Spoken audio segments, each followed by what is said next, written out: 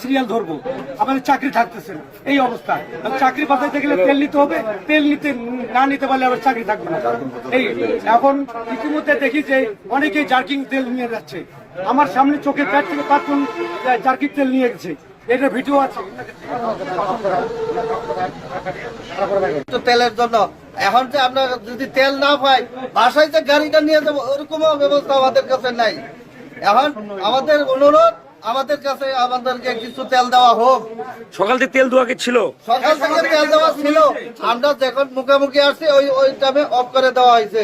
যার কিনে তেল দেওয়া হয়েছে, যার কিনে তেল দেওয়া হয়েছে, তেলটা অফ করলো কে? গাড়িতে কেন পাচ্ছি না। তেলটা কি অফ করলো দিতে দিতে? তেলটা কর্মকর্তা ওদের অফ করে দেওয়া হয়েছে।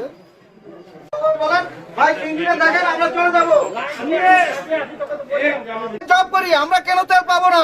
আমাদের তেল দরকার, আমরা তেল ছাড়া চলতে পারি না। আমার প্রতিদিন আমার 4 লিটার তেল দরকার, আমার 2টা গাড়ি বাইরে, 2টা গাড়িতে আমার 4 লিটার তেল দরকার। কর্মচারীকে বেতন